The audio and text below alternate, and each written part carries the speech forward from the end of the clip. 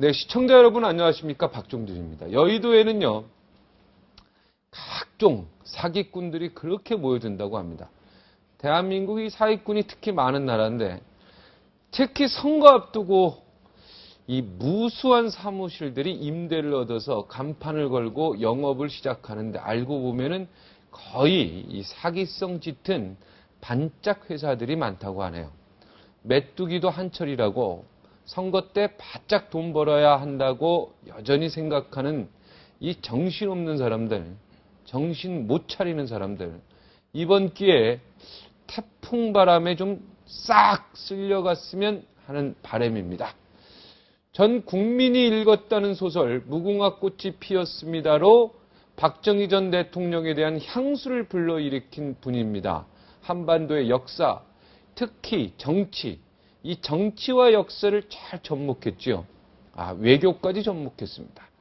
이 외교를 넘나들면서 소설 배경으로 삼고 있어 바로 이 점 때문에 큰 인기를 끌고 계신 소설가입니다. 김진명 작가가 오늘도 어렵게 잘했습니다. 네, 안녕하십니까? 예. 네, 지난번 이거 하다가 말한 건데요. 그러니까 내 측근이 비리를 저지르면 과연 박근혜 후보는 어떻게 할 것이냐. 검찰한테 아니요 하지만 이쪽 표정이 아주 살벌합니다. 그죠? 얘네들 안 본다 이 말이죠. 이 측근들 안 볼 사람입니다. 네, 여기까지 정리했고요. 그 다음 문제이분은, 만약에 그 비리적이 했으면 당장 이혼해하고 이혼서를 냅니다. 여기까지 했습니다. 자, 그 다음 손학규 후보로 가겠습니다. 자, 손학규 후보는 어떻게 나올까요? 그때 웃자고 나왔는데 이게 이제 끊어졌는데 네. 다시 웃을지는 모르겠습니다만 아마 손 후보 같으면은 부인한테 쟁기 하나 쥐어주고 네. 이 시골에 가서 봉사하면서 네. 용서를 빌어라. 네. 그렇게 하지 않을까요? 그렇게 느낌이 옵니까? 자, 그 다음에 마지막 안철수 후보는 만약에 측근이 비를 저질렀다면? 그래서 어떻게 처리해야 되나 하고 고민하다가 임기 다 보낼 수 있겠죠. 어떻게 처리할까 고민하다가 임기를 끝까지 보낸다. 결국 처리하지 못한다는 뜻이네요. 성품이 매우 신중하다는 뜻도 되죠. 매우 신중하기 때문에 아예 결론을 못 내릴 수 있다. 예. 다음 질문 드리겠습니다. 킹메이커라는 책을 쓰셨잖아요. 네. 자, 이 킹메이커라는 책에서 보면은 지난 대선 앞두고 BBK 김경준의 역할이 대선 판도를 바꿀 수 있다. 이런 이야기도 했는데, 자, 이번 대선에서는 어떤 부분이 대선 판도를 바꿀 수 있는 그런 내용이 될까요? 일단은 지금 원래는 이 선거가 안철수 교수가 나타나기 전까지는 상당히 밋밋한 선거가 될 가능성이 컸었죠. 네. 근데 이제 안철수 교수가 아직 이제 대선 참여 선언은 안 했지만 네. 굉장히 이 강력한 변수로 도사리고 있는 거죠. 네. 그래서 이제 이 문제는 쉽게 생각했던 이 박근혜 후보 측에서 네. 상황이 상당히 어려워졌습니다. 그래서 본인이 어떻게 하느냐에 따라 가지고 될 수도 있고 안 될 수도 있는 그런 상황이 된 거죠. 박근혜 후보가 어떻게 하느냐에 따라서 대통령이 될 수도 있고 안 될 수 있는 상황에 지금 봉착했다. 그렇습니다. 네. 흔히 새누리당 쪽에서는 안철수 교수를 이제 매우 밉다. 왜 나타났느냐? 네. 새누리당 지지자들도 네. 좀 나오지 말아라. 네. 그러지만 그것은 그렇게 나쁘게만 볼 게 아니고 네. 우리가 뭘 개선해야 되는지, 지난 정치가 뭐가 잘못됐는지, 네. 앞으로 어떻게 가야 되는지 하는 국민의 열망이 안철수라는 얼굴로 비춰지고 있다. 네. 그래서 내 마음의 거울로 네. 어떻게 해야 되는 방향타로 이렇게 생각하면 아주 좋은 거죠. 박근혜 후보 측에서 그렇게 해야죠. 네. 당연히 그렇게 해야죠. 국민이 안철수 후보를 왜 지지하는지 이거를 잘 보는 게 중요하다는 얘기죠. 그게 매우 중요합니다. 네. 그래서 지난번에도 내가 얘기했지만 박근혜 후보가 이번에 당선되느냐 안 되느냐는 오로지 자신에게 달려 있어요. 오로지 자신. 예. 안철수다, 남이다, 이건 다 허상으로 봐야 되고, 네. 내가 얼마나 이 국민들이 나에게 바라는 것을 내가 얼마나 느끼고 실천하느냐, 오직 거기에 달려있다는 판단이 굉장히 중요하죠. 네. 그런 점에서 이번 그 대선에 있어서 가장 중요한 것은 이제 모두가 다 소통이라 그러지 않습니까? 네네. 통합이라 그러고. 네. 그래서 박 후보도 후보가 되자마자 이 언론에서 소위 얘기하는 파격적인 행보를 하고 있지 않습니까? 네. 그것이 이제 다 이 통합을 위한 건데, 네. 그러니까 과연 그것이 이 진정한 행보이냐? 뭐 진정성은 있겠죠. 네. 그러나 그것이 과연 그걸로 통합이 과연 이루어지느냐? 그건 네. 절대 아니거든요. 그건 아니죠. 예. 그래서 이제 그 쇼가 아니냐 뭐 이런 얘기도 나오고, 또 얼마 전 그 전태인 유족은 뭐 만나지 않겠다 그 네. 얘기도 나오고요. 근데 그런 것보다 실제로 중요한 것은 지난번에 얘기했지만 이 나머지 반쪽의 사람들이 무엇을 느끼는가, 어떤 점을 원하는가를 그쪽 사람들을 초청해서 진지하게 대화를 하고 네. 참 마음으로 느끼고 실천하는 것이 중요하고, 네. 하나는요. 또 하나는 진정한 통합을 위해서 이제 박근혜 후보에게 과제가 된 것은 지난번에 그 5.16 발언. 5.16, 예. 네. 5.16을 후세에 그 판단을 맡기자. 네. 그것으로 과연 이번 대선이 통과가 되느냐, 안 되느냐, 이것이 지금 매우 중요하게 되어버렸어요. 그때 이제 박근혜 후보는 왜 자꾸 과거 일을 얘기하느냐. 불가피한 상황이었다. 아버님이. 그런 그렇죠. 얘기도 뭐 했죠. 몇 가지로 얘기했죠. 네. 몇 가지로 얘기했는데, 일단은 앞으로 할 일이 많은데 왜 자꾸 과거 일을 얘기하느냐, 과거사를 왜 끄집어내느냐 그러는데, 그것은 잘된 대응은 아니에요. 참모들이 그런 식으로 어드바이스를 하면 안 되고. 어떻게 해야 됩니까, 그럼? 지금 우리가 일본하고 다투는 게 지금 과거사를 갖고 얘기하잖아요. 네. 박근혜 논리대로면 일본이 우리에게 왜 자꾸 과거 얘기를 하느냐, 그게 정당하다는 얘기가 되죠. 그런 것은 그 얘기가 안 되고, 이 과거를 끄집어내자 하는 것, 끄집어내지 말자 하는 것은 강자 쪽에서는 그렇게 얘기하고 싶은 거고, 네. 당한 쪽에서는 과거에 한이 맺혀 있는데 그걸 이사막사 하는 게 얘기가 됩니까? 안 되죠. 그렇죠. 그 박근혜 후보 쪽에서는 그 5.16에 대해서 그야말로 통합을 위해서라면은 네. 아주 진솔한 태도를 보여야 된다고 생각해요. 네. 여기서의 진솔한 태도라는 것은 뭔가 국민에게 뭐 좀 사과하는 모습이라든가 이런 걸 이야기하시는 거죠. 많은 국민들이 그걸 바라고 있는 거죠. 네. 그때 박 후보가 국민의 50% 정도가 5.16을 지지하는 거 아니냐. 근데 그 50%는 5.16을 지지할 뿐만 아니라 전두환 쿠데타도 거의 지지하는 사람들이에요. 네. 의미 없는 50%고, 네. 정말 이 나라와 사회를 위해서 목숨을 버리고, 네. 운명을 바꾸어가면서 아직까지도 그 괴로운 처지에서 벗어나지 못하는 많은 사람들이 그 5.16과 유신에 저항을 했던 사람들이거든요. 민주화 운동을 이끌었던 사람. 그렇습니다. 우리나라가 자랑스러운 것은 이 경제 발전을 한 것도 자랑스럽지만, 이 중국이나 소련도 스탈린 밑에서 얼마나 눈부신 발전을 했습니까? 그러나 대한민국이 그들보다도 우위에 있는 것은 경제 발전 못지않게 이 민중들이, 우리 국민들이, 시민들이 이 민주화를 해냈던 거거든요. 네. 그들 못지않은 군사 독재 치하에서 그걸 다 극복하고 지금 자랑스러운, 러시아나 중국에 비해서 훨씬 위에 있는 민주주의를 우리가 이루고 있기 때문에 자랑스러운 거거든요.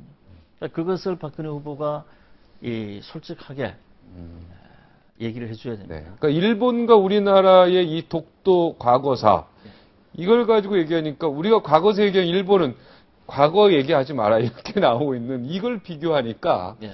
좀 가슴에 딱 비교가 됩니다. 그렇죠. 뭐가 잘못됐는지 확실히 알 수가 있는 거죠. 그러면은 박근혜 후보는 5.16에 대해서 불가피한 상황이라고 얘기할 게 아니라 진정성 있게 그걸로 인하여 피해받은 사람들에 대해서 공식적으로 좀 사과하는 모습, 진정성 있는 모습 이런 걸 보여줘야 된다. 이게 넘어야 될 산이다. 이런 얘기시죠. 일단 민주주의는 형식이거든요. 네. 천재가 나타나가지고 수십 년 통치하는 것이 제일 좋죠, 사실은. 네. 그러나 민주주의는 그게 아니지 않습니까? 바보들이 하더라도 바꿔가면서 네. 서로 입장들을 바꿔가면서 하자는 게 민주주의잖아요. 바보들이 정치를 하더라도 바꿔가면서 하는 게 민주주의다. 그렇습니다. 네. 그게 제일 좋은 시스템이라 그래서 지금 전 세계가 그걸 하고 채택하고 있지 않습니까? 네. 그런데 그 지도자가 잘 이끌었으니까 네. 그 군사 독재 또는 그 쿠데타 이런 거 다 잘한 거 아니냐? 이것은 만약 그렇다면 우리가 스탈린도 칭찬해야죠. 네. 스탈린 때 미국이나 유럽에 비해서 상대도 안 되던 소련이 엄청나게 올라가지 않았습니까? 네. 그렇죠. 그 스탈린을 우리가 칭찬 안 하잖아요. 네. 똑같은 논리로 박 후보는 일단 군인이 네. 법을 어기고 네. 군사력으로 무력으로 정권을 민주주의를 깨고 정권을 찬탈한 것은 쿠데타. 대단히 잘못됐다. 네. 쿠데타든 뭐든 다 떠나가지고 네. 굉장히 잘못됐다. 네. 절대 그런 일이 있어서는 안 된다. 라는 걸 분명히 해야 됩니다. 왜냐하면은 이제 조금 있으면은 이분이 우리나라의 대통령이 될지도 모르잖아요. 네. 될 그때의- 확률이, 네, 높죠. 굉장히 지금으로서는 굉장히 높다고 높은 봐야죠. 상황이죠. 그때에 본인이 대통령이 됐을 때에 다른 군인이 네. 이거 남북 관계도 위태롭고 한일 관계도 위태롭다. 그래서 군인들이 또 나타나가지고 쿠데타를 하면 박근혜 본인을 어디 가책연금이나 하고 네. 저 주변을 다 형수 보내고 네. 쿠데타 하면 어떻게 할 거냐? 또 잔뜩 죽이고 네. 잔뜩 죽이고. 예, 그리고 나서 위기를 극복을 했다. 네. 그리고 잘했다. 네, 잘했다. 그때도 그럼 후세에 맡기자 할 것이냐? 그 얘기가 안 되거든요. 네. 그래서 저는 그 박근혜 본인의 심정은 잘 이해를 합니다. 네. 그 부모를 여기고 네. 그리고 꿋꿋하게 혼자 살면서 네. 이 나라에 대한 오로지 애국심. 그거 하나로 이분이 지내왔기 때문에 네. 본인의 아버지를 부정하는 것은 대단히 어렵습니다. 네. 그것은 이해를 해요. 그러나 지금은 박정희의 딸 박근혜가 아니거든요. 네. 대한민국의 대통령 후보, 가장 유력한 대통령 후보 박근혜입니다. 네. 국법을 내가 먼저 지키겠다고 나서야 되거든요. 네. 그러니까 그분의 해답은 그 박정희 대통령이 한 말에 있어요. 네. 다시는 나 같은 불행한 군인이 나와서는 안 된다. 아. 그래서 불행한이라는 걸 빼봅시다. 네. 그럼 다시는 나 같은 군인이 나서서는 안 된다. 즉 쿠데타는 안 된다는 얘기잖아요. 네. 그 아버지가 얘기를 한 거예요. 네. 그러면은 그 딸인 이 박 후보가 네. 절대로 쿠데타는 안 된다. 네. 하고 얘기를 하면은 그 정수장학회 문제 이런 것도 아주 쉽게 풀리죠. 네. 그러니까 지금 박 후보가 어디까지 자신을 순수하게 미느냐, 그게 이번 대선의 핵심. 상태라고 볼 수 있습니다. 네. 그러니까 전태일 열사 방문할 때 거부다고 이런 것들도 어떻게 보면은 그 진정성 부분에서 더 여러 가지 경험들을 더 쌓을 필요가 있다는 얘기래요. 그 진정성이라는 부분들을 여러 방면에서 국민들한테 다른 방면으로 전달해 줄 필요가 있다. 예? 그렇다면은 이번에 전태일 열사 그 앞에서 그런 일은 없었다. 이런 얘기도 됩니다, 지금. 일단 내 판단에는 박 후보가 이 군사 쿠데타는 어찌되었든 결과가 아무리 좋다 하더라도 네. 군사 쿠데타는 잘못된 민주주의를 것이다. 깬 거고 잘못된 네. 것이다. 하는 결과적으로 것이 아주 판단해서는 안 중요합니다. 된다. 절대 네. 안 됩니다. 네, 그 과정에서는 분명히 이 산을 넘어야 된다. 네. 그리고 여기에 진정성으로 국민에게 사과도 해줘야 된다. 이런 얘기죠. 그리고 이제 완전히 잘못됐다 하고 인정하고 사과를 하고 나서 네. 그렇지만 이 내 아버지는 네. 그 정말 처참한 조국의 현실을 보고 네. 그대로 있을 수 없어서 목숨을 내놓고 네. 했고 그 후에 온몸을 다 바쳐서 이 나라의 이 경제를 이끌었다. 네. 그런 조그만 점을 한번 참작해서 이해해 주시면 고맙겠다. 네. 그 정도 하는 것이 정답일 겁니다. 네. 그 뒤에 아버지가 그나마 국가를 위해서 처절하게 예? 노력했던 점 이런 것들을 첨부해 주면 딱 좋겠다. 그 동생 그 박지만 네. 박지만은 저에게 언젠가 이런 얘기를 한 적이 있어요. 김 선생님, 저희 아버지가 독재를 한 건 사실 아닙니까? 네. 그럴 때 저는 갑자기 왈칵 안아주고 싶었어요. 아, 그러니까 이 사람도- 박지만 씨가 우리 김준현 작가님하고 만나서 예.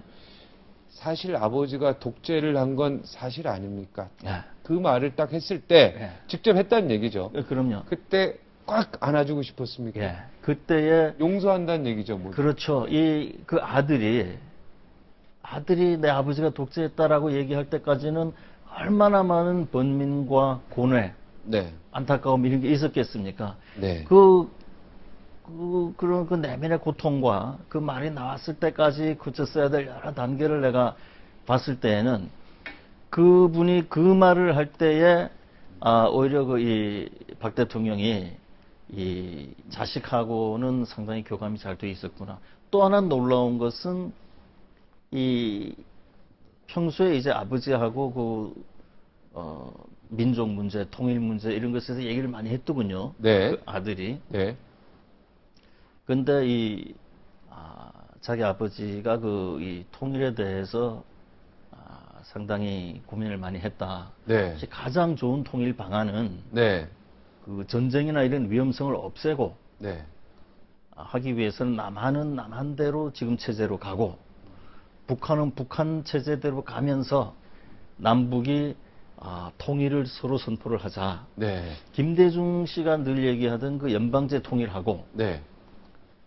그 박정희 측근은 김대중의 연방제 통일을 무슨 빨갱이 논리다 이런 식으로 몰아붙였지만 네. 실제 박정희 대통령은 남북이 그렇게 가야 된다 하고 김대중 대통령하고 같은 생각을 갖고 있더군요. 역시 나라에 대해서 깊이 생각하는 분들이라 최선은 그거다 하는 쪽으로 저도 그렇게 생각하고 있고 많은 국민들도 그렇게 박정희 생각하고 전 있는 거죠. 대통령의 통일 방안과 예. 김대중 전 대통령의 통일 방안은 사실상 같은 것이었다. 같은 거죠.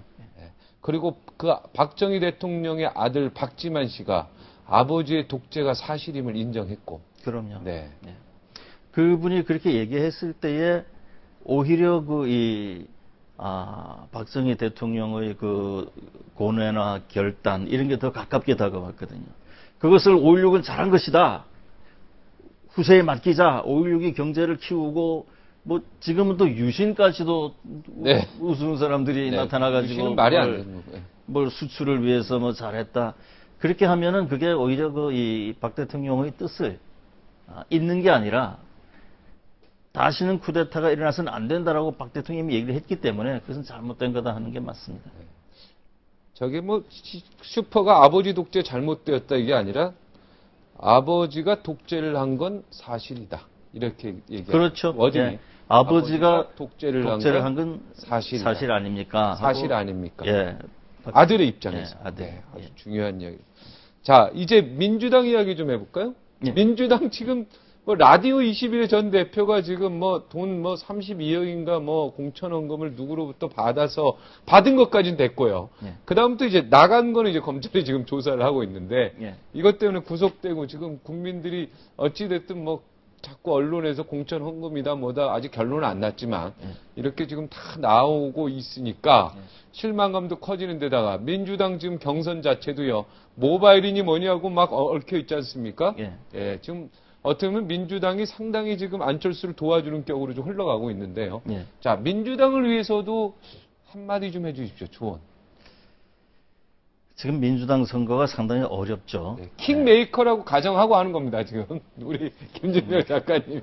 그럼 이 상황에서 어떻게 민주당이 이 상황을 극복할 것인가? 네, 극복할 것인가. 네. 지금 우선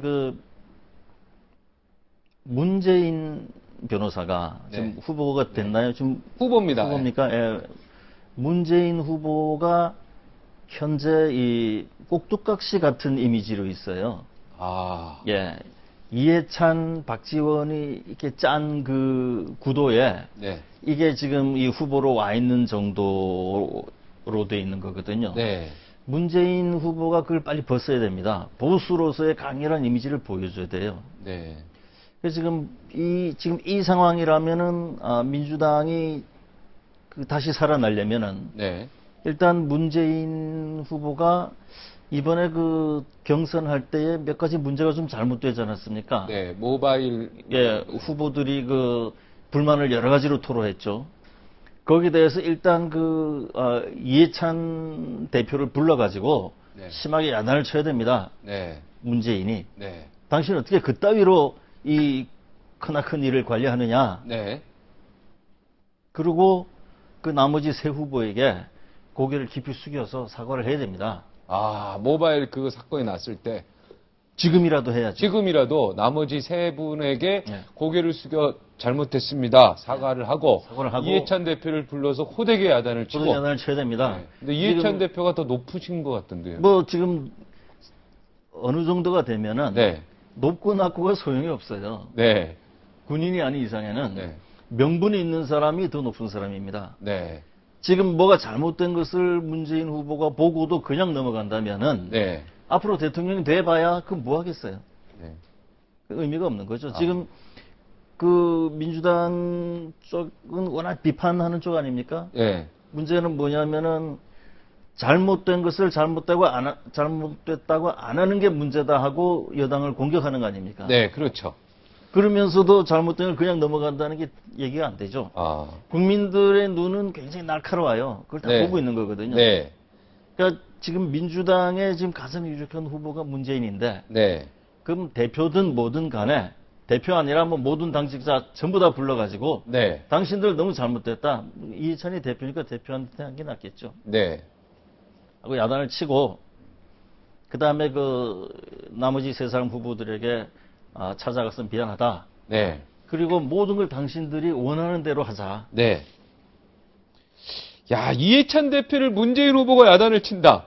그때 이해찬 대표가 노무현 대통령도 총리하셨고요. 여기 수석하셨거든, 그 당시에. 네. 제가 기억하기로 민정수석인가 했던 걸로 기억하는데, 만약에 문재인 후보가 이번 모바일에 대한 책임을 이해찬 대표는 왜 이런 식으로 하는 야단을 네. 치고 세 명에게 딱 사과한다 그러면 진짜 그렇게 상상만 해도 확 국민의 이미지가 바뀔 것 같은 바뀌죠. 꼭두각시 문재인이 아니고 네. 저 사람 보수 기질이 있다. 아. 그리고 자기에게 손해가 와도 네. 또 해야 될 것은 당신들이 얘기하는 가장 유리한 방식으로 하자. 잘못된 부분에 대해서는. 네. 지금 잘못된 것도 뭐 영향이 미미하니까 그냥 넘어가자 이렇게 봉합이 된 거 아닙니까? 지금 뭐 그냥 넘어가자 됐죠. 넘어가는 거죠. 억지로 그 그거- 경선에서 뭐 참여 안 하겠다고 세 분이 했다가 어떻게 또 김동완 후보부터 하나 둘 다시 참여하게 됐습니다. 그러니까 네. 경선 일정이 어떻게 되든 상관없이 네. 잘못된 걸 다시 치르자. 네. 그리고 문재인이 맨 나중에 나와서 유리하게 됐다면 내가 처음으로 문재인이 가겠다. 맨 처음으로 나 가고 1번으로 가겠다. 네. 나머지 분들이 다 그럼 뒤에 멋있을 것 같아. 그렇게 하고 네. 그 다음에 문재인 후보가 또 하나 해야 될 거는 이 박지원을 또 불러가지고 야단을 쳐야 됩니다. 박지원 원내대표를 또 불러서 예. 또 야단을. 예. 지금 한 사람은 대표고 한 사람은 원내대표죠. 네. 당대표 그 두 원내대표. 사람이 지금 민주당의 양축 아닙니까? 그렇죠. 전체를 다 이끌어가고. 그러나 문재인은 대통령 후보거든요. 네. 대통령 후보가 그 박지원을 불러가지고 네. 당신이 그 연루 안 됐을 것이다. 나는 믿는다. 네. 공천원금 이번에 예. 연루 안 됐을 거면 예. 3,000번 문자 왔다 갔다 거리고 예. 뭐. 뭐가 됐든 나는 안 믿는다. 네. 왜냐면 우리는 동지니까. 네. 아, 우리는 나는- 동지니까 나는 검찰을 안 믿고 당신을 믿는다. 네, 당신을 믿는다. 네. 그러나 그러나 지저분한 곳에 이름이 너무 오르내린다. 네. 그래서 되겠느냐. 네. 따끔하게 야단을 쳐야 되는 거예요. 이 야단 치는 게 언론에 나와야 되죠. 그죠? 이미 야단 쳤는지도 모르죠. 야단 안 쳤을까요? 야단을 쳤으면 내가 이 얘기를 안 하겠죠. 네, 야단 안 쳤어요. 네. 그렇게 해가지고 야단 안 쳤을 거예요. 그렇게 해서 문재인이 살아나고 민주당이 살아나야 네. 그래야 그게 안철수도 살아나는 길이에요. 지금 척 보면은 민주당이 이제 만약에 지금 뭐 양뭔가 하는 사람의 공천 헌금 네, 이게 양경숙 씨. 좀 어느 정도 연관된 걸로 밝혀지고 민주당이 초토화가 되잖아요. 네. 그러면 이제 아까 말씀이 안철수가 어부지리 하는 거 아니냐, 어부지리다. 이러죠. 그러나 안철수나 민주당이나 각자 나와갖고는 절대 못 이기는 선거이기 때문에 네. 민주당과 안철수는 당장은 남처럼 보이지만 이들이 같이 가야 되는 친구들이거든요. 네. 그러니까 민주당이 망가지면은 안철수도 같이 망가지는 거예요. 네. 그래서 이게 안철수의 어부지리가 아니고 당장은 이게 이제 안철수 캠프 쪽에서는 네. 캠프가 있는지 뭐 있다고 해요. 네. 그 있는 것 같아요. 네. 극비 정부에 의하면은 네. 여당의 어마어마한 사람도 거기 그 연관돼 있다고 할 정도니까 뭐가 있겠죠. 네. 그러나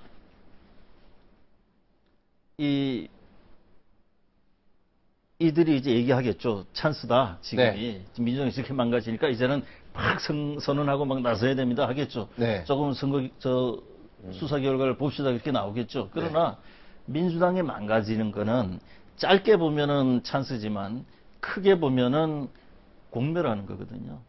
그렇게 길게 봐야 되는 거죠. 그래서 지금은 일단은 안철수 진영에서는 좀 더 잠잠하게 있고 네. 안철수 본인은 계속 고민하는 걸로 나는 느끼고 있거든요. 네. 민주당이 살아야 안철수가 사는 것이지. 지금은 문재인이 네. 해야 될 때입니다. 네. 문재인이 살아야 안철수도 산다 이렇게 봅니까? 그렇죠. 당연하죠. 문재인이 이렇게 어렵고 카리스마 없고 꼭두각시 같은 모습을 보여주면 결코 안철수 대통령이 되는데 절대 유리하지 않다. 어부지리가 아니다. 이렇게 보고 계십니다. 자, 네, 말씀하시죠. 지금 그 박근혜 대표가 네. 후보죠. 박근혜 후보가 아까 얘기한 대로 진정 열심히 치고 나가면 네.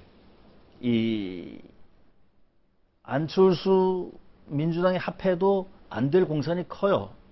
진정성을 가지고 열심히 치고 나가면 민주당이고 안철수고 다 합쳐도 안 된다.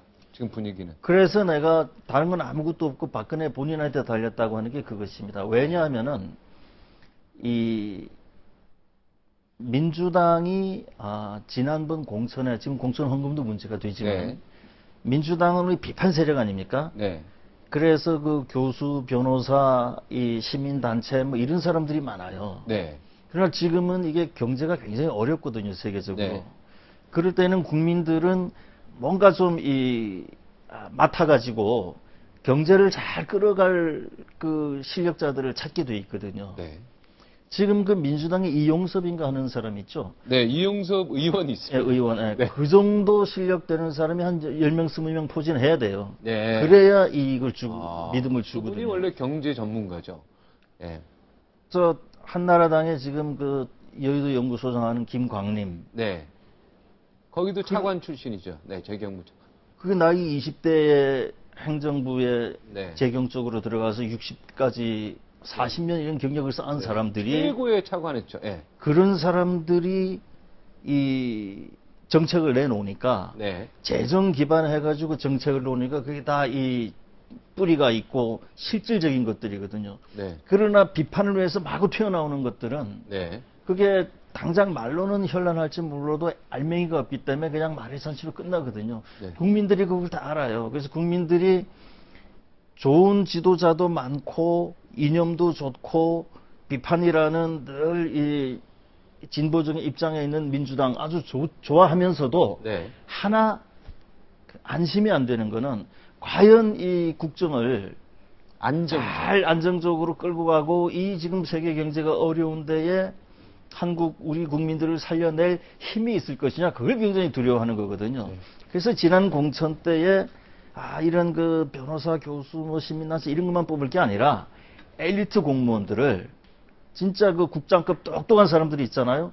그 사람들한테 그 의원 자리를 주면서 그 수십 명 데려와야 되는 거거든요. 그게 바로 국장들이 그 엘리트들이 수십 명 빠지면 대한민국 행정부는 어떻게 합니까, 이거? 다 입법부로 가버리면.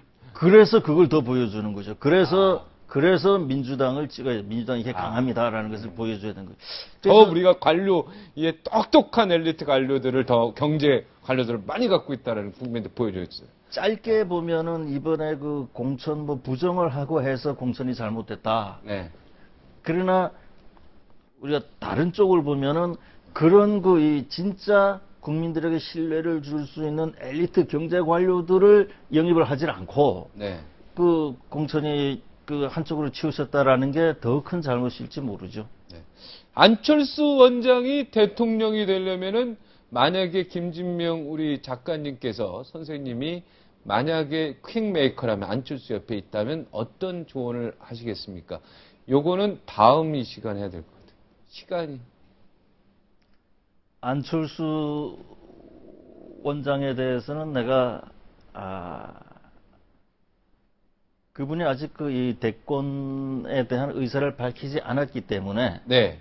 나는 그 쓸데없는 일에 무의미한 얘기는 하기 싫으니까 네. 그 사람이 그 안 해버리면 그만이잖아요. 네. 만약에 했다면 내가 그때 가서 얘기를 해주실래요? 예, 예. 독도 얘기는 그럼 다음 시간에 한번. 독도 얘기가 매우 중요한데요. 내가 진정하고 싶은 얘기는 지금 이런 독도인데. 얘기보다는 사실 독도 독도인데. 얘기예요. 네, 진정하고 그 싶은 이명박 얘기는 대통령이 그 독도 독도에 간 방문한 것에 거. 대해서 굉장히 국내에서도 말이 많고 그걸 어떻게 봐야 될 것이냐. 네. 과연 독도 문제 해법이 무엇이냐. 그건 내가 수십 년, 20년 전부터 한일 간의 독도 전쟁을 가지고 소설도 쓰고 했기 때문에 네, 그 얘기를 한번 다음 주에 투비 컨티뉴도 한번 하겠습니다. 다음을 마지막으로. 네, 다음 마지막. 고맙습니다. 네, 감사합니다. 2002년 당내 경선에서 대역전 드라마를 한 편 찍고 본선에서는 대세론 이해창을 겪는 감동의 드라마 또 한 편을 찍어서 그 결과 노무현 대통령이 탄생했는데요. 문제는 민주당이 바로 그때의 추억에서 아직도 헤어나지 못하고 있다는 지적입니다. 당 밖에서는 물론이고요. 당 내부에서조차 이런 비판이 쏟아지고 있습니다. 민주당 예비 경선에서 직접 참여했던 김영하 의원 또 모셨습니다. 58초 후에 지금 민주당 이야기 직접 해보겠습니다. 다시 돌아옵니다.